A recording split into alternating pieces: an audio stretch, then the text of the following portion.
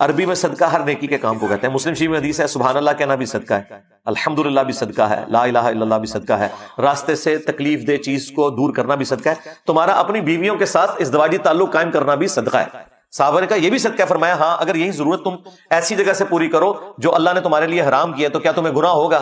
صحابہ نے کہا ہوگا. فرمایا پھر اس پہ ثواب بھی ہوگا, یہ بھی صدقہ ہے. باقی عموماً جو صدقہ ہم استعمال کرتے ہیں وہ یہ ہے کہ کسی غریب کو کوئی کھانا کھلانا یا اس کی مالی مدد کرنا. تو اگر آپ وہ صدقہ پوچھ رہے ہیں تو اس میں ایک تو obligatory صدقہ آپ کے اوپر رکھ دیا گیا کہ جو بخاری مسلم میں ہے کہ اگر کوئی مرد اپنی بیوی یا بچوں کے منہ میں بھی جو رزق ڈالتا ہے یعنی ان کے لیے جو کمائی کرتا ہے وہ بھی اس کے لیے صدقہ ہے. ماں باپ کے اوپر جو خرچ کرتا ہے وہ بھی صدقہ ہے. اسپیسیفکلی وہ صدقہ جو آپ نے منت مانی ہوتی ہے کہ میرا یہ کام ہو گیا تو میں یہ کروں گا, وہ پھر آپ نے صرف غریب لوگوں کو کھلانا ہوتا ہے. اور ظاہر ہے وہ آپ ماں باپ بیوی بچوں پہ نہیں لگا سکتے. ہاں بہن بھائی سب سے زیادہ حقدار ہیں ایسے صدقے کے. زکوٰۃ کے بھی سب سے زیادہ حقدار بہن بھائی ہیں, اس کے بعد باقی رشتہ دار ہیں. صدقہ فطر بھی سب سے پہلے بہن بھائیوں کو دیں, اور اس کی جو بھی فارم آپ بہتر سمجھتے ہیں, رقم کی شکل میں ہو, راشن کی شکل میں ہو, کپڑوں کی شکل میں ہو, کسی بچے کی فیس کی شکل میں ہو, کسی کو موٹر بائک لے کے دے دیں, جو بھی آپ کرنا چاہتے ہیں وہ آپ کی اپنی مرضی. اور بخاری مسلم میں حدیث ہے کہ مغرب کے بعد اپنے گھروں کے دروازے کو بند کر دو اور بسم اللہ پڑھ کے بند کرو تو شیطان بھی نہیں کھول پائے گا. ورنہ تو یہ جو لوگ کہتے ہیں نا ہم جنات سے اتنا کام لیتے ہیں تو کوئی بینک سے پیسے چوری کروا کے بتائیں, دنیا کا نظام نہیں چل سکتا. اللہ تعالیٰ نے یہ جو ہرڈل ہے وہ سب کے لیے رکھی. بخاری مسلم میں الفاظ ہیں اپنے برتنوں کو ڈھانپ دو, خالی برتنوں کو الٹا کر دو اگر ڈھانپ نہیں سکتے, اور اگر بھرے ہوئے برتن ہیں اس کو ڈھانپنے کے لیے کوئی چیز نہ ملے تو بخاری مسلم کے الفاظ ہیں کوئی ایک تنکا ہی اس کے اوپر رکھ دو. اور مسلم شریف میں حدیث ہے کہ ایک رات سال میں ایسی آتی ہے جس میں اللہ تعالیٰ کی طرف سے کئی ایک مرض آتے ہیں اور وہ ایسے برتن میں داخل ہو جاتے ہیں جن برتنوں کو کھلا رکھا ہوا ہوتا ہے. تو نبی صلی اللہ علیہ وآلہ وسلم نے یہ ساری انسٹرکشنز فرمائی. پھر بخاری مسلم میں یہ بھی حدیث ہے کہ نبی علیہ السلام فرمایا رات کو چراغ بجھا کے سو. بعض اوقات آپ علیہ السلام نے فرمایا کہ جو وہ چوہا ہے وہ دیے کی بتی کو لے جاتا ہے اور گھر میں آگ لگ جاتی ہے. بلکہ بخاری مسلم میں یہ بھی موجود ہے کہ نبی علیہ السلام کے مبارک زمانے میں ایک گھر کو آگ لگی اور سارے گھر والے جل گئے اور وہ اسی طرح لگی تو آپ علیہ السلام نے منع فرمایا. اور اس کو آپ آج کل کے اعتبار سے دیکھ لیں, یہ سوئی گیس کے ہیٹر یا اور بھی آگ والی کوئی بھی چیزیں رات کو بند کر کے سو. آئے دن ابھی تک واقعات ہو رہے ہیں کہ لوگ مرتے ہیں. لوڈ شیڈنگ ہوتی ہے, جب گیس آتی ہے تو آٹومیٹک ہیٹر تو آپ کو پتہ ہے 15-20 ہزار روپے کا ملتا ہے. ہمارے جو عام 2,500-3 ہزار والے ہیں ہیٹر, یہ تو جب گیس آئے گی تو دوبارہ چلنا شروع ہو جائیں گے. اور ظاہر ہے وہ پائلٹ بھی بجھ گیا ہوتا ہے. ایک ظلم تو یہ کر رہے ہیں نا, اتنی گیس لے جاتے ہیں کہ پائلٹ بھی نہیں چلتا. اگر پائلٹ جلتا رہے نا تو دوبارہ گیس آئے تو ہیٹر چل اٹھے. اسی طریقے سے آج کل آپ کو پتا ہے وہ چونکہ پائلٹ جو کی بھی گیس نہیں رہتی ہے تو وہ گیزر بھی رات کو بند ہو جاتے ہیں. ورنہ پہلے جو لوڈ شیڈنگ ہوا کرتی تھی نا اس میں پائلٹ بند نہیں ہوتا تھا, اتنی گیس ضرور رکھتے تھے تو رات کو جب صبح فجر کے وقت جب گیس واپس آتی تھی تو دوبارہ گیزر. اب تو روزانہ گیزر بھی آن کرنا پڑتا ہے. آٹومیٹک تو تھوڑے لوگ ہی افورڈ کر سکتے ہیں, اتنے مہنگے ہیں. تو یہ چیزیں ضرور ہیں. باقی یہ توہمات ہیں کہ جی گھر کی منڈیر پہ کوا بیٹھ جائے تو مہمان آ رہا ہے, کالی بلی راستہ کاٹ دے تو یہ کوئی نحوست ہے, شیشہ ٹوٹ جانے کو نحوست سمجھتے ہیں. اچھا کہتے ہیں جوتی پہ جوتی چڑھی ہو تو سفر لکھا ہے, تو میں اکثر کہتا ہوں میری جوتی پہ جوتی چڑھا دیں آپ روزانہ کے لیے, میں تو جاتا ہی نہیں ہوں کہیں. اس طرح سفر نہیں ہوتا. آٹومیٹکلی بھی کئی بار میری جوتی پہ جوتی چڑھی ہوتی ہے, میں تو مہینوں نہیں نکلتا ہوں, ضرورت ہی نہیں پڑتی. تو یہ ہیں ساری چیزیں جو توہمات سے تعلق رکھتی ہیں, اور نبی علیہ السلام نے ان چیزوں کو کنڈیم فرمایا. قرآن حکیم میں واضح آیت ہے سورہ بنی اسرائیل میں 36 نمبر آیت, جو 10 کمانڈمنٹس آئی ہیں نا, 9th کمانڈ ہے وَلَا تَقْفُ مَا لَيْسَ لَكَ بِهِ عِلْمٌ إِنَّ السَّمْعَ وَالْبَصَرَ وَالْفُؤَادَ كُلُّ أُولَٰئِكَ كَانَ عَنْهُ مَسْئُولًا. اے انسان کسی چیز کی پیروی اس وقت تک مت کر جب تک کہ تیرے پاس اس کے بارے میں ڈیفینیٹ علم نہ آ جائے. بے شک کان, آنکھیں اور عقل, دل یا دماغ کوئی بھی چیز, عقل, اس کے بارے میں تم سے پوچھا جائے گا. ان 3 چیزوں کو استعمال کر کے تم نے حق بات تک پہنچنے کی کوشش کیوں نہیں کی. اور یہ زلزلہ کیوں آتا ہے, اور یہ گائے نے ایک سینگ کے اوپر زمین اٹھا رکھی ہے, جب تھک جاتی ہے دوسرے پہ اٹھاتی ہے تو زلزلہ آ جاتا ہے. اب یہ توہمات ہے, وہ کتنی بڑی گائے ہے, کدھر ہے, سب جھوٹ ہے. اسلام ان چیزوں کو نہیں مانتا. یا سائنس پروف کر دے مانیں گے. ایکوائرڈ نالج بھی ڈیفینیٹ ہے, ریویلڈ نالج بھی ڈیفینیٹ, لیکن ایکوائرڈ نالج وہ جو یعنی سرٹیفائیڈ ہو تجربات سے. مثلا یہ چیز بالکل اسٹیبلش ہے کہ پیٹرول سے آگ بھڑکتی, کبھی ایسا نہیں ہوا کہ آگ کے اوپر پیٹرول پھینکا جائے تو پانی کی طرح اس کو بجھا دے. تو یہ بالکل definite physical phenomena of nature ہے. یہ قرآن و سنت کی طرح حجت ہے, اتنا حجت ہے کہ آپ دیکھیں حضرت ابراہیم علیہ السلام نے نمرود کو جس دلیل پہ خاموش کروایا تھا وہ ہے ہی یہی تھی کہ میرا رب وہ ہے جو مشرق سے سورج نکالتا ہے, اگر تو رب ہے تو مغرب سے نکال کے بتا. تو ہکا بکا رہ گیا تھا کافر. اب یہ سائنٹیفک ایک فینومینا تھا جو حضرت ابراہیم علیہ السلام نے سامنے پیش کیا. اللہ تعالیٰ کے جو یہ فزیکل فینومینا ہیں اتنے محکم ہیں کہ کبھی کبھار ہی ٹوٹتے ہیں. آگ ایک ہی دفعہ ٹھنڈی ہوئی ہے ابراہیم علیہ السلام کے لیے، روز روز تو نہیں ہوتی. کعبے کو بھی اللہ تعالیٰ نے ابرا کے لشکر سے ایک ہی دفعہ بچایا ہے. اس کے بعد تو یزید کے دور میں خانہ کعبہ کے اوپر چڑھائی ہوئی ہے اور غلاف کعبہ کا کچھ حصہ جل گیا. اس کے بعد پھر حجاج بن یوسف کی چڑھائی کے دوران خانہ کعبہ کی دیواریں منہدم ہو گئیں، کچھ نہیں ہوا. واقعہ حرہ میں مدینہ شریف کی حرمت پر مال ہوئی. دنیا بقدر ایفرٹ. آپ لاکھ کہتے رہے بزرگوں نے دنیا کا نظام سنبھالا ہوا ہے، کوئی فرق نہیں پڑتا. یہ چیزیں بقدر ایفرٹ چل رہی ہوتی ہیں. باقی یہ جتنے توہمات ہیں کہ شام کے وقت جناب وہ آپ جھاڑو نہیں دے سکتے، بھئی کیوں نہیں دے سکتے؟ کامن ہے. ناخن نہیں کاٹ سکتے. اور میں نے تو گھروں میں لڑائیاں ہوتی دیکھی ہیں اس بات کے اوپر. خاوند بیویوں کو ڈانٹ رہے ہیں، مائیں بچوں کو ڈانٹ رہی ہیں رات کے وقت کو ناخن کاٹ لے، اور ان سے یہ پوچھیں کہاں لکھا ہوا ہے تو نہ ان کو پتا نہ ان کو بتانے والوں کو پتا. سارے سنا کے سننی ٹنی پڑھ پڑھا کے سننی بڑھو. اسلام میں کوئی ایسی چیز نہیں ہے کہ آپ اس کی بنیاد کے اوپر لوگوں کو مصیبت میں ڈال دیں. جو چیزیں منع کرنے والی تھی وہ کر دی گئی ہیں. وہ میں نے آپ کو بتا دیا کہ رات کے وقت بچوں کا نہیں نکالنا آپ نے، مغرب کے وقت، وہ ساری چیزیں اپنی جگہ موجود ہیں. اچھا ہوتی کوئی یعنی 10 چیز موجود ہے اس کے ساتھ صفر لگا کے اس کو 100 کر دیتے ہیں، کوئی اور صفر لگا کے 1000 کر دیتا ہے. اس طریقے سے بڑھاتے چلے جاتے ہیں، غلوف کرتے جاتے ہیں. حقیقت میں وہ چیز بڑی تھوڑی ہوتی ہے. اس طریقے سے دین میں خود ایگزیجریشن کرنا، لڑائی جھگڑے کرنا. بھائی صفائی تو نصف ایمان ہے. صحیح مسلم میں 534 نمبر حدیث ہے، صفائی نصف ایمان ہے. وہ صفائی کے لیے کوئی ٹائمنگ نہیں بتائے گی، جس وقت مرضی آپ کریں سر. اچھا جن چیزوں میں ٹائمنگ بتائی تھی اس میں کوئی فالو نہیں کرتا. سورہ نور اٹھا کے دیکھیں، اللہ تعالیٰ نے 3 اوقات میں کسی کے گھر جانے سے منع فرمایا: ارلی ان دا مارننگ، دوپہر کے وقت اور رات کے وقت. تو مجھے تو بڑا غصہ آتا ہے ایسے لوگوں پہ جو عشاء کے بعد جو ہے وہ مہمان بن کے تو منہ اٹھا کے آ جاتے ہیں. تو میں تو بالکل اسٹریٹ فارورڈ ہوں. میں دروازے پہ آ کہتا ہوں نہیں میرا ٹائم نہیں ہے، انشاءاللہ پھر ملیں گے. اس کو لوگ بد اخلاقی سمجھتے ہیں، حالانکہ یہ عین اخلاق ہے، میرا حق ہے. مس بیل نے بار بار دینا ایک بہت ہے. مجھے ضرورت ہوگی میں دوبارہ کال کر لوں، اگر نہیں کرنی 50 کے بعد ملیں گے. آپ کو کسی نے حق نہیں دیا کہ آپ میری زندگی میں انٹرفیئر کریں. بخاری مسلم میں حدیث ہے، نبی علیہ السلام فرمایا اگر کوئی کسی کے گھر میں جھانک رہے نا اور وہ آگے سے نیزہ مار کے اس کی آنکھ بھی نکال دینا، اس پہ کوئی قدغن نہیں. آپ اسے بد اخلاقی سمجھیں گے کہ یار وہ جھانکنے سے کیا ہو گیا تھا، آنکھ نکال دی. بھائی اسلام تو یہی کہتا ہے، سختی. خود نبی علیہ السلام نے ایک صحابی کو یہ کہہ دیا تھا کہ اگر میں جان رہا ہوتا تو میں تیرے ساتھ کر دیتا. حتیٰ کہ بخاری مسلم یہ بھی حدیث ہے کہ دروازہ کھٹکھٹاؤ، دستک دو، جواب آ جائے تو ٹھیک 3 دفعہ، ورنہ واپس چلے جاؤ. اس بات کا برا بھی نہ مانو. یہ کیوں ہے؟ کوئی اگلے کی مرضی نہیں ہے، نہیں ملنا چاہتا آپ سے، کیوں آپ اس کو مجبور کر رہے ہیں؟ تو یہ سب کی سب چیزیں ہمارے معاشرے میں توہمات چل رہی ہیں. انہی میں سے یہ بھی ہے. اسلام یا ایکوائرڈ نالج کو مانتا ہے یا ریویلڈ نالج. سر پھر گورے کو اسلام ہے نا. گورے کو آپ کہہ دینا کالی بلی آگے سے راستہ کاٹ دے تو نوست ہے، وہ مانے گا؟ ایمانداری سمجھو. یہ نان سینس، کیا بات کر، نہیں مانے گا. آپ کے اعتقادات جو ہیں وہ گوروں سے بھی گئے گزرے. اور کر کے دیکھ لیں آپ، یہ جو آسٹریلیا کی ٹیم آپ کے ساتھ کر رہی ہے، ان کے آگے کہ کالی بلی پھینکے پھر تو انہوں ٹرپل سینچری مارے گا وار وار. کچھ بھی نہیں ہونا. دنیا بقدر ایفرٹ ہے. اس طرح سے کچھ بھی نہیں ہونا. ساری کی ساری چیزیں توہمات. ٹھیک ہوگی. اور بخاری مسلم میں حدیث ہے کہ مغرب کے بعد اپنے گھروں کے دروازے کو بند کر دو اور بسم اللہ پڑھ کے بند کرو تو شیطان بھی نہیں کھول پائے گا. ورنہ تو یہ جو لوگ کہتے ہیں نا ہم جنات سے اتنا کام لیتے ہیں تو کوئی بینک سے پیسے چوری کروا کے بتائے. دنیا کا نظام نہیں چل سکتا. اللہ تعالیٰ نے یہ جو ہرڈل ہے وہ سب کے لیے رکھی. بخاری مسلم میں الفاظ ہیں اپنے برتنوں کو ڈھانپ دو، خالی برتنوں کو الٹا کر دو اگر ڈھانپ نہیں سکتے، اور اگر بھرے ہوئے برتن ہیں اس کو ڈھانپنے کے لیے کوئی چیز نہ ملے تو بخاری مسلم کے الفاظ ہیں کوئی ایک تنکا ہی اس کے اوپر رکھ دو. اور مسلم شریف میں حدیث ہے کہ ایک رات سال میں ایسی آتی ہے جس میں اللہ تعالیٰ کی طرف سے کئی ایک مرض آتے ہیں اور وہ ایسے برتن میں داخل ہو جاتے ہیں جن برتنوں کو کھلا رکھا ہوا ہوتا ہے. تو نبی صلی اللہ علیہ وآلہ وسلم نے یہ ساری انسٹرکشنز فرمائی. پھر بخاری مسلم میں یہ بھی حدیث ہے کہ نبی علیہ السلام فرمایا رات کو چراغ بجھا کے سو. بعض اوقات آپ علیہ السلام نے فرمایا کہ جو وہ چوہا ہے وہ دیے کی بتی کو لے جاتا ہے اور گھر میں آگ لگ جاتی ہے. بلکہ بخاری مسلم میں یہ بھی موجود ہے کہ نبی علیہ السلام کے مبارک زمانے میں ایک گھر کو آگ لگی اور سارے گھر والے جل گئے اور وہ اسی طرح لگی تو آپ علیہ السلام نے منع فرمایا. اور اس کو آپ آج کل کے اعتبار سے دیکھ لیں، یہ سوئی گیس کے ہیٹر یا اور بھی آگ والی کوئی بھی چیزیں رات کو بند کر کے سو. آئے دن ابھی تک واقعات ہو رہے ہیں کہ لوگ مرتے ہیں. لوڈ شیڈنگ ہوتی ہے، جب گیس آتی ہے تو آٹومیٹک ہیٹر تو آپ کو پتہ ہے 15-20 ہزار روپے کا ملتا ہے. ہمارے جو عام 2,500-3 ہزار والے ہیں ہیٹر، یہ تو جب گیس آئے گی تو دوبارہ چلنا شروع ہو جائیں گے.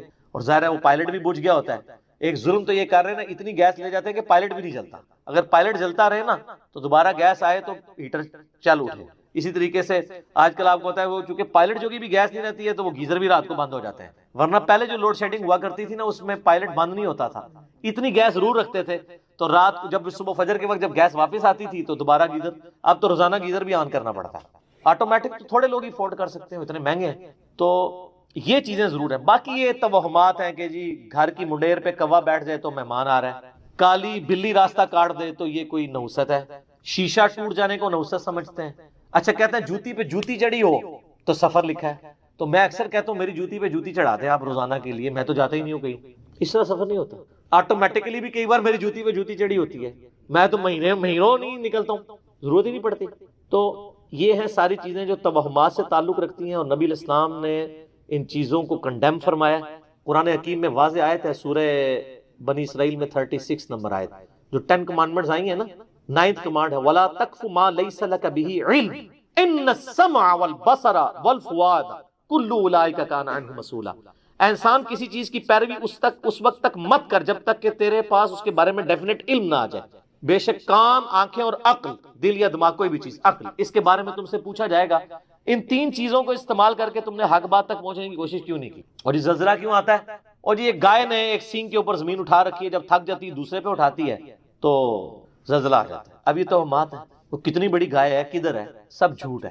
اسلام ان چیزوں کو نہیں مانتا. یا سائنس پروف کر دے مانیں گے. ایکوائرڈ نالج بھی ڈیفینیٹ ہے, ریویلڈ نالج بھی ڈیفینیٹ, لیکن ایکوائرڈ نالج وہ جو یعنی سرٹیفائیڈ ہو تجربات سے. مثلا یہ چیز بالکل اسٹیبلش ہے کہ پیٹرول سے آگ بھڑکتی, کبھی ایسا نہیں ہوا کہ آگ کے اوپر پیٹرول پھینکا جائے تو پانی کی طرح اس کو بجھا دے.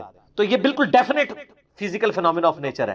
یہ قرآن و سنت کی اتنا حجت ہے, اتنا حجت ہے کہ آپ دیکھیں حضرت ابراہیم علیہ السلام نے نمرود کو جس دلیل پہ خاموش کروایا تھا وہ ہے ہی یہی تھی کہ میرا رب وہ ہے جو مشرق سے سورج نکالتا ہے, اگر تو رب ہے تو مغرب سے نکال کے بتا.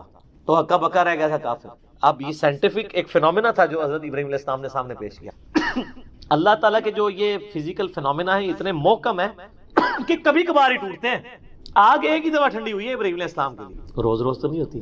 کعبے کو بھی اللہ تعالیٰ نے ابرا کے لشکر سے ایک ہی دفعہ بچایا ہے. اس کے بعد تو یزید کے دور میں خانہ کعبہ کے اوپر چڑھائی ہوئی ہے اور غلاف کعبہ کا کچھ حصہ جل گیا.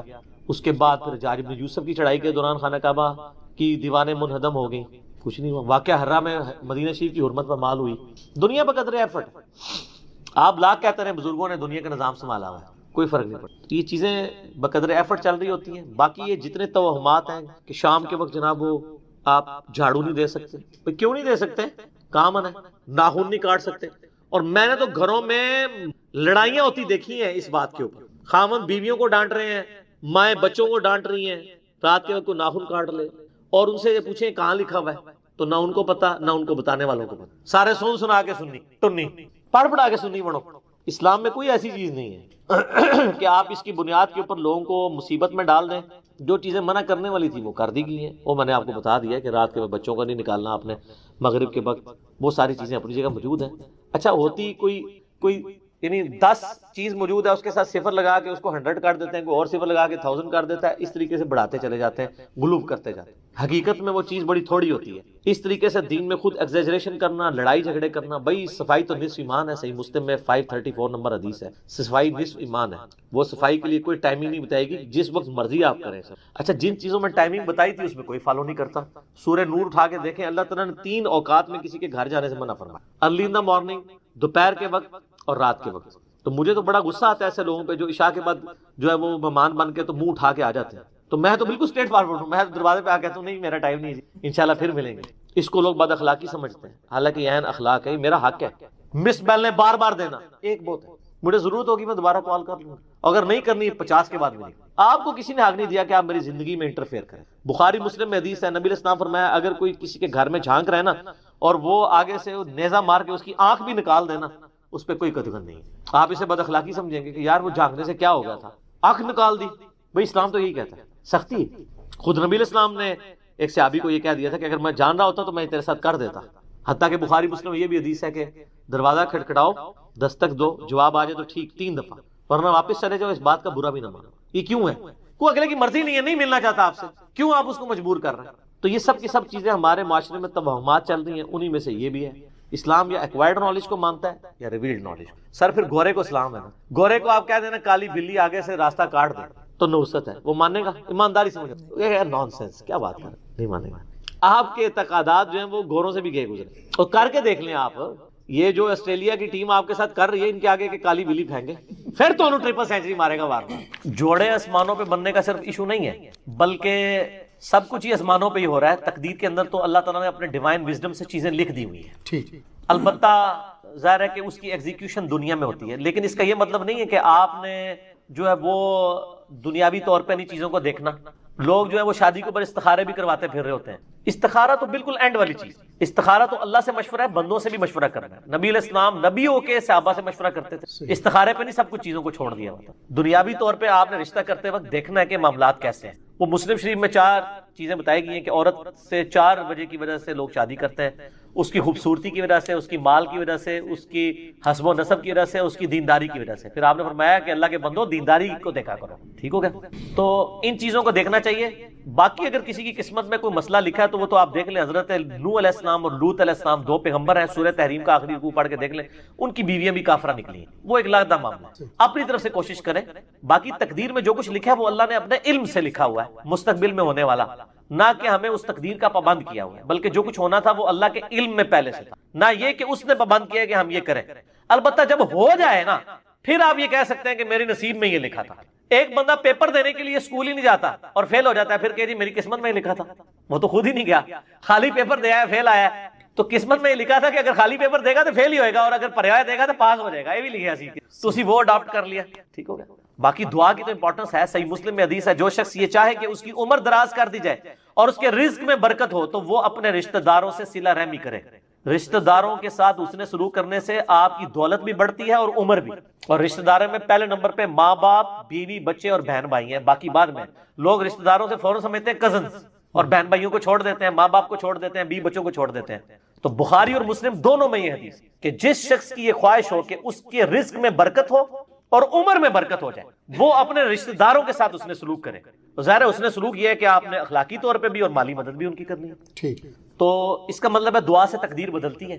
لیکن یہ بھی تقدیر میں لکھا ہوتا ہے کہ اس کی عمر تو تھی 60 سال، اس نے اپنے بہن بھائیوں کے ساتھ اس نے سلوک کیا، ہم نے اس کو 80 کر دینا. اب وہ کرے گا تو ہو جائے گا. اب دنیا میں اگر کوئی شخص بسم اللہ پڑھ کے ساکٹ میں 2 انگلیاں دے دے گا تو انشاءاللہ تعالیٰ وہ مر جائے گا. فزیکل فنامنا تو چلیں گے نہ، گہانی آفتیں ٹلتی ہیں دعاؤں سے. جو آپ آفت اپنے اوپر خود لائیں گے وہ تو نہیں ٹلے گی. آپ بسم اللہ الذی لا یضر پڑھ کے تو کوبرا سام کے منہ میں ہاتھ دے دیں تو یہ تو نہیں ہے. نہ گہانی آفتیں ٹلیں گی. تو تقدیر کا مسئلہ بھی ہے. یہاں پہ بھی جوڑوں پہ لوگ کہتے ہیں نہیں میری قسمت میں لکھا ہوا تھا. ہاں جو ہو جائے اس کے بعد آپ کہہ سکتے ہیں. جس طرح بخاری مسلم میں آتے ہیں آدم علیہ السلام نے کہا کہ میری قسمت میں یہ لکھا تھا، تو ظاہر ہے پھر واقعی لکھا ہوا تھا.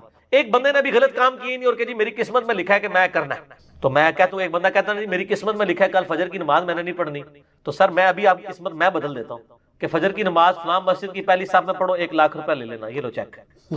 دنیا کے سارے شیطان مل کے تجھ سے ایک فجر نہیں چھڑوا سکیں گے. تو تیری قسمت اینج بدلی نا.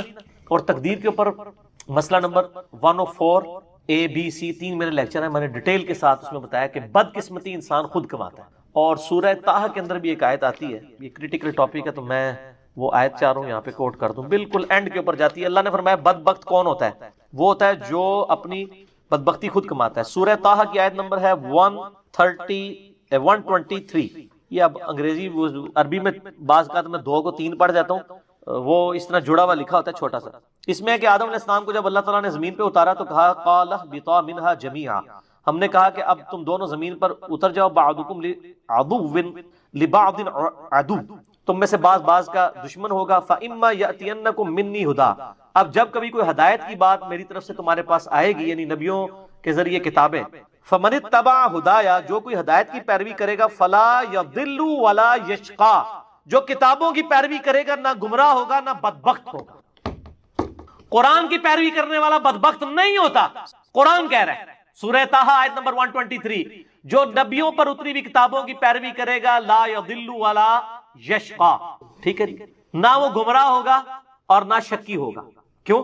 بدبختی انسان خود کماتا ہے. کوئی چیز شیطان نے مسجد میں نہیں جانے دیا. میں کہتا ہوں آج اناؤنسمنٹ ہو کے مسجد میں نماز فی نماز کے اوپر 10,000 روپے گورنمنٹ دے گی، شیطان کا پیو بھی نہیں کچھ کر سکتا. اور اس کا سائملٹینیس کنٹراسٹ ہے، اگر ایک نماز چھوڑنے پر اللہ تعالیٰ کی طرف سے دنیا میں ہی عذاب آنا شروع ہو جائے تو کوئی شخص بھی نماز سے غافل نہیں ہوگا. اگر انسان مسجد کی طرف نہ جائے تو اس کے پاؤں پہ اسی وقت فالج گرے تو اگلی نماز کے لیے تو کہے گا یا اللہ ایک بار میری ٹانگیں ٹھیک کر دے، میں پہلے جا کے مسیتی پہ جاؤں. تو دنیا کو اللہ نے فزیکل چیزوں کے ساتھ جوڑا ہوا ہے، آخرت چونکہ ادھار ہے، چھپی ہوئی. یا ایھا الذین آمنوا، اے اہل ایمان، اذا قمتم الی الصلاۃ، جب تم نماز کے لیے اٹھو، تیاری پکڑو، کھڑے ہو، فاغسلوا وجوہکم، تو دھو لیا کرو اپنے چہروں، یعنی وضو کا طریقہ۔ اچھا اب اس میں تو یہی لگ رہا ہے کہ جتنی دفعہ نماز کے لیے آپ نے کھڑے ہونا ہے آپ نے وضو کرنا ہے۔ اور اے نبی علیہ السلام آپ خوشخبری دے دیجئے ان لوگوں کو کہ جو بات مان لیتے ہیں، یعنی ایمان لے آتے ہیں اور نیک اعمال اختیار کر لیتے ہیں، ان لہم جنات تجری من تحتها الانہار، کہ ان کے لیے باغات ہیں جن کے نیچے نہریں بہتی ہوں گی، کلما رزقوا، جب کبھی بھی انہیں رزق دیا جائے گا اس جنت میں، منہا ان باغوں میں سے، من ثمرۃ الرزق، کوئی پھل رزق کی شکل میں ان کو جب پیش کیا جائے گا، اہل جنت کو جنت میں جب کوئی فروٹ دیا جائے گا، قالوا هذا الذي رزقنا من قبل، وہ کہیں گے یہ تو وہی ہے جو ہمیں اس سے پہلے دنیا میں بھی دیا جاتا تھا، وَأُتُوا بِهِ مُتَشَابِهًا، حالانکہ وہ ان کو اس سے ملتا جلتا فروٹ دیا جا رہا ہوگا، ایگزیکٹ نہیں ہوگا، ملتا جلتا اس لیے دیا جائے گا کہ انسان کی ایک نیچر ہے۔ دنیا میں بھی آپ دیکھ لیں، آپ کسی دسترخوان پہ بیٹھے ہوں تو سب سے پہلے اس چیز کو ہاتھ ڈالتے ہیں جس کے ساتھ آپ مانوس ہو۔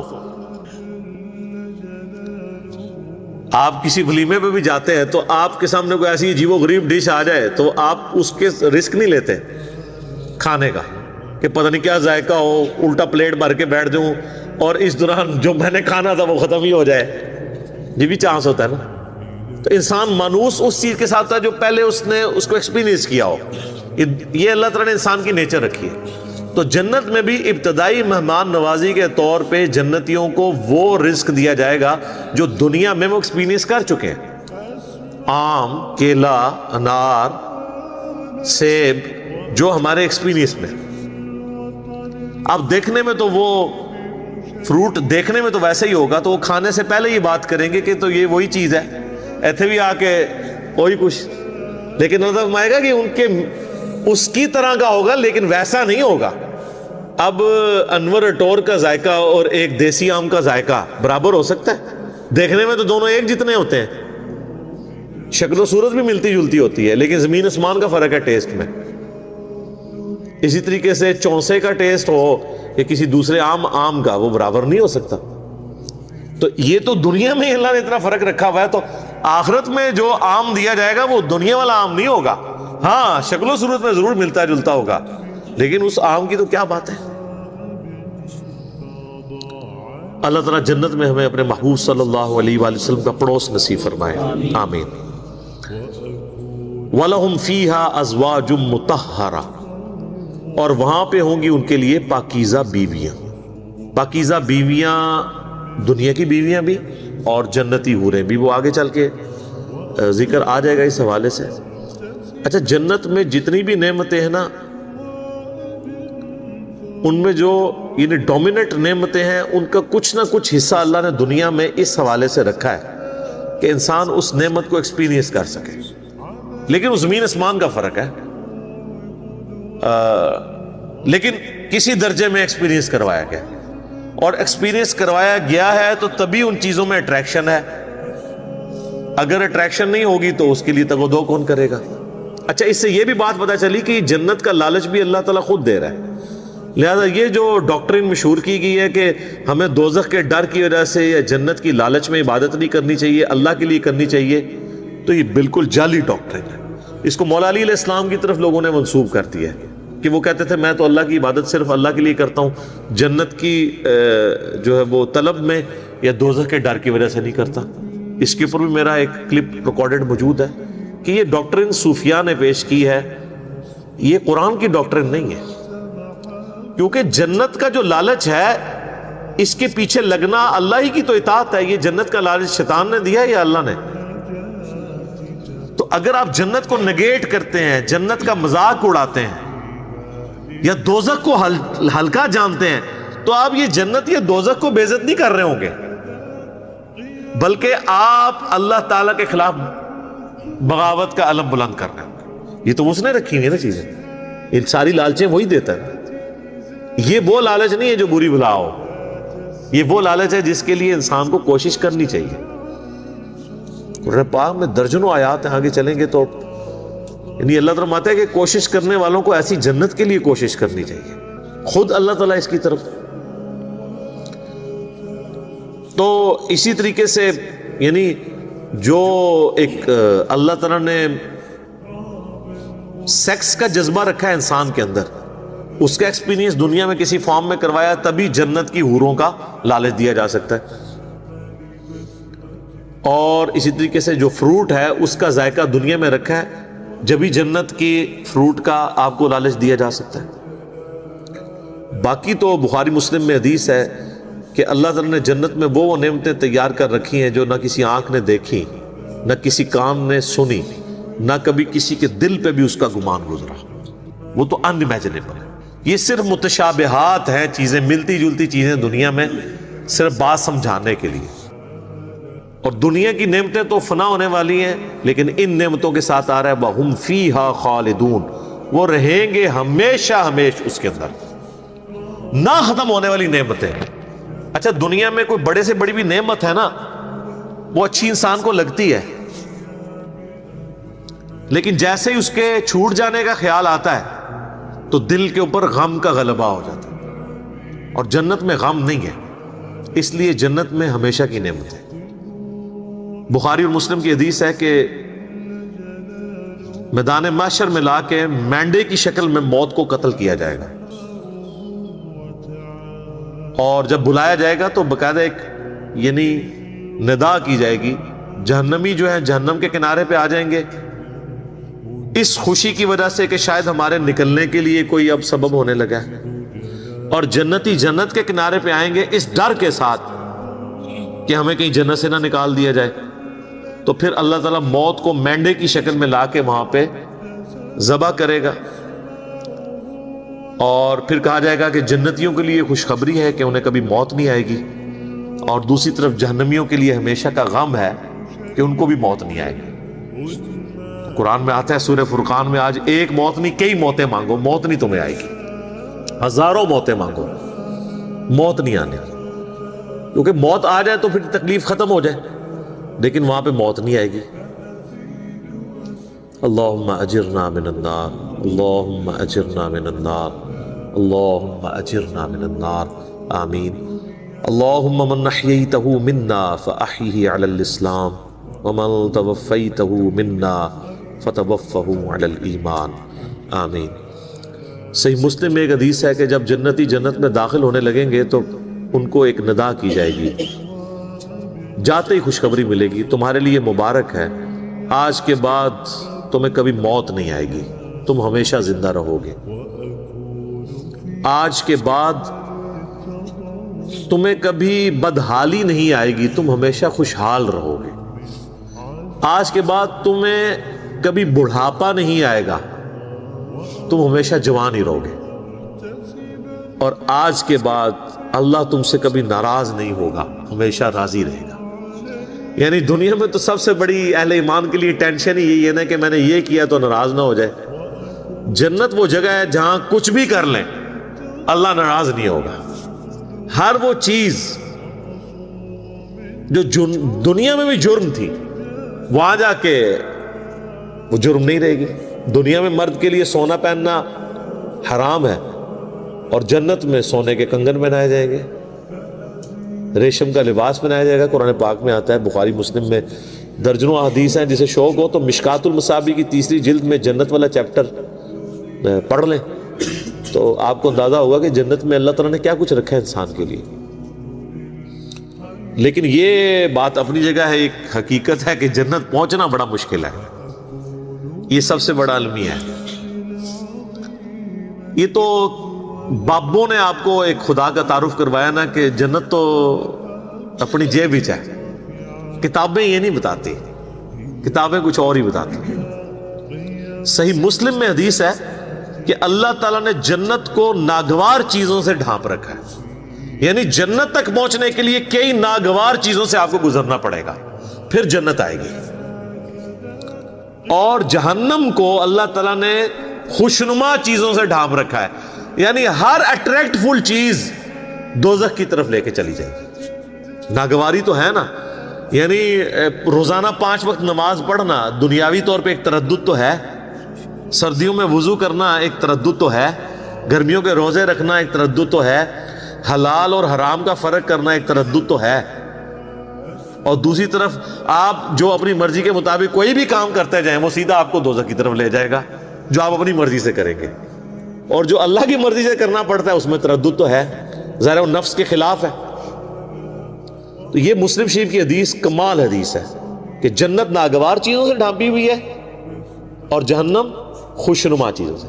اس کی ایکسپلینیشن جامع ترمذی میں، سنن ابی داؤد میں، سنن نسائی اور ابن ماجہ میں ہے کہ جب اللہ تعالیٰ نے جنت کو پیدا کیا تو حضرت جبرائیل علیہ السلام سے کہا کہ جائیں جنت کو جا کے وزٹ کریں کہ میں نے کیسی رہنے کی جگہ بنائی ہے۔ جب حضرت جبرائیل علیہ السلام جنت گئے اور اس کی خوبصورتی دیکھی تو اللہ تعالیٰ نے کہا کہ جبرائیل کیسا پایا جنت کو؟ انہوں نے کہا اللہ تیری عزت کی قسم کوئی بندہ ایسا نہیں ہوگا جو اس میں جانے کے لیے جان دھڑ کی بازی نہ لگا دے، کیا زبردست جگہ تو نے بنائی ہے۔ اللہ نے فرمایا اچھا، اللہ تعالیٰ نے جنت کو ناگوار چیزوں سے ڈھانپ دیا، جو مسلم شریف کی حدیث ہے، اور کہا آپ جا کے ذرا جنت کو دیکھو۔ جب وہ دیکھ کے آئے تو انہوں نے کہا تیری عزت کی قسم مجھے نہیں لگتا کوئی بندہ جنت میں جانے میں کامیاب ہوگا، اتنا مشکل ہے۔ سر یہ ہے کتابوں کا خدا، یہاں کہتے ہیں نہیں جناب ایک دفعہ بھی پڑھ لیا ایک دفعہ بھی پڑھ لیا ایک پھیرا ہی لگے گا۔ اور سورہ فرقان میں اللہ تعالیٰ فرماتا ہے کہ جہنم ہمیشہ رہنے کے لیے بھی بری جگہ ہے اور ایک لمحے کے لیے رہنے کے لیے بھی بری جگہ ہے۔ آپ لاکھ کہتے رہے کہ پھیرا لگے گا۔ اچھا یہ پھیرا بھی اس لیے ہم کہتے ہیں کہ ہم نے کبھی اس پھیرے کو امیجن نہیں کیا، آپ کو ادھر ہی بیٹھے بیٹھے امیجن کروا دیتے ہیں۔ اگر کسی شخص کو یہ کہا جائے کہ ایک فجر کی نماز چھوڑنے پہ آپ کو فجر سے ظہر تک ایک ایسے کمرے میں وقت گزارنا پڑے گا جو 10 بائی 10 فٹ کا ہوگا، اس میں 100 کوبرا سانپ ہوں گے، 100 بچھو ہوں گے، 100 اژدہے ہوں گے، لیکن صرف فجر سے ظہر تک بس، تو کوئی امیجن بھی کر سکتا ہے اس کو؟ وہ ان سانپوں کو تو آپ مار بھی سکتے ہیں، تو جہنم کے سانپ کے بارے میں کوئی سوچ بھی سکتا ہے؟ چونکہ ہم نے امیجن نہیں کیا ہوتا اس لیے ایک پھیرے کی بات کرتے ہیں۔ اور یہ تو بہت بڑی میں نے مثال دی ہے، اگر کسی شخص کو کہا جائے نا کہ فجر کی نماز چھوڑنے پہ فجر سے ظہر تک آپ کو صرف ایک موم بتی کا وہ چھوٹا سا جو فلیم ہوتا ہے نا اس کے اوپر یوں ہاتھ رکھنا پڑے گا فجر سے ظہر تک، سر 10 سیکنڈ نہیں کو رکھ سکتا، تو یہ کہنا آسان ہے پھیرے والی بات۔ اچھا وہ جو ترمذی ابو داؤد نسائی ابن ماجہ کی حدیث ہے نا، اس میں آگے آتا ہے کہ پھر اللہ تعالیٰ نے حضرت جبرائیل سے کہا کہ جہنم جب پیدا کی فرمایا جہنم کو جا کے دیکھو۔ جہنم دیکھ کے آئے، انہوں نے کہا اللہ تیری عزت کی قسم مجھے نہیں لگتا کوئی بندہ کوشش کرے گا کہ کوئی بھی ایسا عمل کرے کہ دوزخ میں جا کے گرے، یہ تو جگہ ہی ایسی تو نے بنا دی ہے۔ اللہ تعالیٰ نے پھر دوزخ کو، جہنم کو خوشنما چیزوں سے جب ڈھانپ دیا نا، جو مسلم شریف والی حدیث ہے، میں اسی کی ایکسپلینیشن آپ کو دوسری حدیث سے کر رہا ہوں۔ یہ سر کتابوں کا دین ہے، بابوں کا نہیں ہے۔ تو حضرت جبرائیل علیہ السلام جب گئے واپس آئے، کہا ہے اللہ تیری عزت کی قسم مجھے نہیں لگتا کوئی بندہ جہنم میں جانے سے بچ سکے گا، اتنا خوشنما تو نے بنا دیا، یہ تو سارے ہی جائیں گے جہنم میں۔ اور سب نظر بھی آ رہا ہے، نظر بھی آ رہا ہے، کیا دیندار، کیا بے دین، کیا مسلمان، کیا کافر، آپ کو بغاوت دیکھیں عروج پہ نظر آتی ہے۔ اور جو آپ کو دیندار نظر بھی آ رہے ہیں یہ بھی اللہ نے ہی پردے رکھے ہوئے ہیں۔ کچھ کے پردے تو ہمارے جیسے لوگوں کے سامنے کھل بھی جاتے ہیں اور ہم آپ کو کھول کھول کے بتاتے ہیں، پھر بھی نہیں آپ کا دماغ کھلا تو آخرت میں تو کھل ہی جانا ہے، اوہ یہ کیا ہوا۔ نہیں، بڑا سینسٹیو ایشو ہے میرے بھائی۔ تو یہ اللہ تعالیٰ نے جہنم اور دوزخ کا جو معاملہ رکھا ہے، یہ اگر یہ چیزیں نہ ہوتی تو کوئی بھی شخص اللہ تعالیٰ کو رسپانس نہ کرتا۔ میرا ایک یوٹیوب پہ کلپ بھی ہے، خدا انسان کی ضرورت کیوں ہے۔ خدا انسان کی ضرورت ہے ہی اس لیے کہ انسان مر جاتا ہے۔ اگر انسان نے مرنا نہ ہو اور انسان کے اوپر کوئی مشکل وقت نہ آنا ہو، انسان کی ضرورت اللہ کبھی رہتا ہی نہیں ہے۔ یہ تکلیفیں اور موت، یہی تو ایک تلوار لٹک رہی ہے کہ یار میں نے مرنا ہے، کسی کو منہ دکھانا ہے جا کے۔ آپ ایک لمحے کے لیے امیجن کریں کہ اگر آپ نے مرنا نہ ہو اور آپ کو کبھی کوئی تکلیف نہ آئے، یہ دو چیزوں کی گارنٹی ہو، تو سر نماز کس نے پڑھنی ہے؟ تو یہ ساری دھمکیاں ختم ہو جائیں گی نا پھر دوزخ کی۔ تکلیف نہ آنے کا مطلب ہے کوئی کچھ نہیں کرے گا۔ موت نہ آنے کا مطلب ہے آپ اپنی زندگی انجوائے کریں گے، اور تکلیف نہ آنے کا مطلب ہے کہ پھر آپ کو کوئی نہ کوئی رزق کے حوالے سے ایشو ہوگا، نہ اور کوئی تکلیف پہنچے گی. تو یہ صرف دنیا میں پاسبل نہیں، جنت میں ہی ہے. لیکن دنیا میں بھی یہ ہو جائے نا تو اللہ تعالیٰ انسان کی ضرورت نہیں رہتا. اسی لیے اللہ تعالیٰ نے یہ موت کا الذی خلق الموت والحیات لیبلوکم ایکم احسن عملا رکھا ہوا ہے. یہ جو تلوار لٹکائی ہے وہ اس لیے تو لٹکائی ہے. تو یہ ساری چیزیں نہ ہو تو انسان کا قبلہ نہیں درست ہوتا. گھنٹوں بولا جا سکتا ہے. اگلی بڑی اہم ترین آیت ہے آیت نمبر 26. قرآن حکیم کے اسلوب کے اوپر ایک کافروں نے اعتراض کیا تھا، اور کچھ نہیں، یعنی وہ قرآن کے مثل کوئی صورت تو نہیں بنا کے لا سکے، لیکن ایک اعتراض انہوں نے کیا تھا کہ اگر یہ اللہ کی کتاب ہے تو اللہ تو اتنا پڑھا لکھا ہے، اتنا ایجوکیٹڈ ہے، اتنی اونچی ہستی ہے، لیکن قرآن میں مثالیں وہ بیان کرتا ہے، کبھی مکھی کی، کبھی جو ہے وہ مکڑی کی. سورۃ العنکبوت میں کافروں کے ایمان کو مکڑی سے تشبیہ دی. سورہ الحج کے اندر کہا کہ یہ جن کو اللہ کے سوا پکار رہے ہیں یہ ایک مکھی پیدا نہیں کر سکتے، اور مکھی سے کوئی چیز چھین کے لے جائے یہ واپس نہیں لا سکتے. تو اتنی بڑی کتاب میں اتنی حقیر چیزوں کی مثالیں کیوں ہیں؟ تو اس قرآن کا اسلوب کہ قرآن مشکل کتاب نہیں بلکہ اتنی آسان کتاب ہے، عام انسان کے ساتھ بحث کرتی ہے. دیکھ لیں آپ، اس میں کوئی فلسفیانہ باتیں اس طریقے سے نہیں ہیں، موٹی موٹی باتیں ہیں. تو اگر یہ اللہ کی کتاب ہوتی تو بڑی مشکل ہونی چاہیے تھی، علماء سے پوچھ کے چلنا چاہیے تھا. پھر تو یہی کہتے ہیں نا. اور قرآن کم از کم 4 دفعہ سورۃ القمر میں کہہ رہا ہے وَلَقَدْ يَسَّرْنَا الْقُرْآنَ لِلذِّكْرِ فَهَلْ مِن مُدَّكِرٍ. قرآن کو ہم نے نصیحت کے لیے آسان کر دیا ہے کوئی جو نصیحت حاصل کرے اس سے؟ تو اتنی مشکل کتاب ہونی چاہیے تھی اگر یہ اللہ کی کتاب ہے.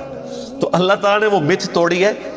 ان اللہ لا یستحیی ان یضرب مثلا ما بعوضۃ فما فوقها. بے شک اللہ اس بات سے شرم محسوس نہیں کرتا کہ وہ مچھر کی مثال دے یا اس سے بھی کسی حقیر چیز کی. کیوں؟ اللہ کا مقصد کسی کے اوپر اپنا علمی روب ڈالنا نہیں ہے. اللہ کا مقصد بات سمجھانا ہے، اور بات سمجھانے والا شخص جو ہوتا ہے نا وہ کبھی مشکل الفاظ نہیں استعمال کرتا. لہٰذا آپ یہ علماء کی جب مشکل اردو اور ٹرمز سنتے ہیں نا، واللہ وہ اس نیت سے نہیں تقریر کر رہے ہوتے کہ انہوں نے عوام کو دین سمجھانا ہے. وہ یہ تقریر کر رہے ہوتے ہیں کہ میں اتنی مشکل ٹرمنالوجیز بول سکتا ہوں. اور پھر کہتے ہیں دیکھا جی وہ علامہ صاحب نے بڑے مشکل لفظ استعمال کیے. تو یہ علامہ صاحب نے اللہ کی سنت میں عمل نہیں کیا، اللہ کی اسی لیے تو پھر وہ علماء کو چھوڑ گئی ہے نا پبلک. وہ کہتے ہیں ان کے پاس ہم 1 گھنٹہ بیٹھ کے سنتے ہیں، سمجھ نہیں آتی. علی بھائی کے 5 منٹ کے کلپ میں اتنا کچھ سمجھ آ جاتا ہے. کیوں آتا ہے؟ عام فہم بات ہے. لیکن میں آپ کو مزے کی بات بتاؤں، یہ عام فہم بات کرنا یہ مشکل کام ہوتا ہے. مشکل باتیں کرنا آسان کام ہوتا ہے. اس لیے آپ دیکھتے ہیں کتنے لائق لوگ ہوتے ہیں، لیکن جب ان کو آپ ٹیچر بناتے ہیں انتہائی نالائق ٹیچر ثابت ہوتے ہیں. کیونکہ ٹیچنگ جو ہے ایک فن ہے، اس کے لیے صرف لائق ہونا کوئی کمال نہیں ہے. اس میں کمیونیکیشن آپ کو سکل چاہیے ہوتی ہے، آپ لوگوں کی سطح پہ اتر کے بات کر سکتے ہو. تو یہ کیپیبلٹی مشکل کیپیبلٹی ہے. آپ یہ نہ سمجھیے گا جو مشکل باتیں کرتا ہے وہ آسان باتیں بھی کر سکتا ہے. آسان طریقے سے بات کرنا یہ زیادہ مشکل ہوتا ہے، اور مشکل طریقے سے بات کرنا یہ زیادہ آسان ہوتا ہے. ان کی کمپیٹنسی بھی نہیں ہوتی ہے. تو اللہ تعالیٰ ماتا ہمارا یہ مقصد نہیں ہے کہ ہم کسی کے اوپر روب ڈالیں گے. یہ کہتے ہیں اللہ نے یہ مثال کیوں بیان کی ہے؟ اللہ اس بات سے حیا محسوس نہیں کرتا. فَأَمَّا الَّذِينَ آمَنُوا، بس جو لوگ بات مان لیتے ہیں، فَيَعْلَمُونَ أَنَّهُ الْحَقُّ مِن رَبِّهِمْ، تو وہ اس چکر میں نہیں پڑتے کہ یہ مکھی کی مثال کیوں آ گئی، یہ مچھر کی مثال کیوں آ گئی. یا میں اپنے بارے میں کرتا ہوں، میں کبھی کوئی مثال کوئی پھکی کی بات کر دی یا ٹنی کی بات کر دی تو بات سمجھانے کے لیے کوئی اگزامپل کے طور پہ بھی بات کر دی، تو جو بات ماننے والے ہیں سمجھنے والے ہیں وہ ان چکروں میں نہیں پڑتے الفاظی کے اوپر. وہ کہتے ہیں یہ ہمارے رب کی طرف سے سچ بیان ہوا ہے، بات وزنی ہے، اس چکر میں نہ پڑھو کہ اسلوب کیسا ہے اس کا. فَأَمَّا الَّذِينَ كَفَرُوا، جبکہ جو بات نہیں ماننے والے ہوتے ہیں، ہر بات میں وہ بات کی کھال اتارنے والے ہوتے ہیں، اور ان کا مقصد بات ماننا نہیں ہوتا بلکہ انکار کرنے کا کوئی بہانہ تلاش کرنا ہوتا ہے۔ فَيَقُولُونَ، تو وہ کہتے ہیں مَاذَا أَرَادَ اللَّهُ بِهَذَا مَثَلًا، اللہ کو یہ مثال بیان کر کے کیا ملا ہے، کیا ارادہ تھا اللہ کا، یہ باتیں کرنے کی کیا ضرورت ہے، کوئی مشکل باتیں ہونی چاہیے تھی۔ تو اب چونکہ یہ انہوں نے اعتراض کیا ہے غیر علمی جذباتی ڈاکٹرن کے ساتھ، لہذا اس کا جواب بھی اسی اعتبار سے پہلے تو دیا جا رہا ہے، یضل بہ کثیرا ویہدی بہ کثیرا، اللہ کا مقصد یہ ہے کہ تاکہ اس مثال کے ذریعے بہت سے لوگوں کو گمراہ کر دے اور بہت سے لوگوں کو ہدایت دے۔ مراد یہ نہیں ہے کہ قرآن کتاب گمراہی ہے، وہ تو آیا ہے قرآن میں ھدی للناس وبینات من الہدی والفرقان، یہ پوری انسانیت کے لیے ہدایت ہے، ہدایت کے روشن دلائل ہیں، اس میں حق اور باطل میں تمیز کرنے والی کتاب ہے۔ اس کتاب کا مقصد کسی کو گمراہ کرنا نہیں ہے، مقصد یہ کہ یہ الٹیمیٹلی تمہاری گمراہی کا سبب اس اعتبار سے بن جائے گی کہ تم اس کو مان کر ہدایت پہ آ جاؤ گے اور نہ مان کے گمراہ ہو جاؤ گے۔ جس نے شیطان نے کہا تھا کہ اے اللہ اس آدم کی وجہ سے تو نے مجھے گمراہ کیا ہے، حالانکہ آدم کی وجہ سے نہیں ہوا تھا، وہ ہوا خود ہی تھا، لیکن اس نے یہ کہا کہ نہ آدم پیدا ہوتا تو نہ میرے امتحان آتا تو نہ اسرا ہوتا۔ تو انڈائریکٹلی یہ بات ادھر بھی اللہ تعالیٰ نے کہا ہے کہ اللہ تعالیٰ نے اس لیے کیا ہے کہ تم، تاکہ جو ماننے والے ہیں ان کا ایمان میں اضافہ ہو جائے گا، جو نہ ماننے والے ہیں وہ گمراہ ہو جائیں گے، اور جو ماننے والے ہیں ان کو ہدایت مل جائے گی۔ اس کا یہ مطلب قطعاً نہیں ہے کہ قرآن پڑھ کے کسی کو گمراہی ملتی ہے، نعوذ باللہ من ذالک، یہ عقیدہ کفر ہے۔ میرا یوٹیوب پہ ایک کلپ بھی ہے، انڈیا، پاکستان اور بنگلہ دیش کے لوگوں کے دو کفریہ علماء کے دو کفریہ عقیدے۔ ایک کفریہ عقیدہ یہی ہے اس میں سے کہ جی قرآن جو ہے یہ گمراہ کر دیتا ہے، یہ اکثر آپ سنتے ہیں نا، قرآن گمراہ کر دیتا ہے ڈائریکٹ پڑھنے سے انسان۔ اچھا انڈائریکٹ پڑھنے سے بھی گمراہی ہوتا ہے، انڈائریکٹ کدھر پڑھنے دیتے ہیں، وہ کہتے ہیں پڑھنا ہی نہیں ہے، ڈائریکٹ انڈائریکٹ ہے، وہ انگریزی والی رہ گئے، انڈائریکٹ نہ انہوں نے خود پڑھا ہوا ہوتا ہے اور نہ کسی کو پڑھنے دیتے۔ وما يضل به الا الفاسقین، اور اس سے گمراہ تو نہیں ہوتے ہیں مگر وہ لوگ جو نافرمان ہیں، نافرمانی کی روش اختیار کیے ہوئے لوگ ہیں، جو جان بوجھ کے گمراہ ہونا چاہتے ہیں، وہ ان کے لیے قرآن میں پھر گمراہی ہے، کیونکہ جب وہ چاہ ہی رہے ہیں کہ ہم نے قرآن پاک میں نکالنی ہے اس قسم کی باتیں جس سے ہم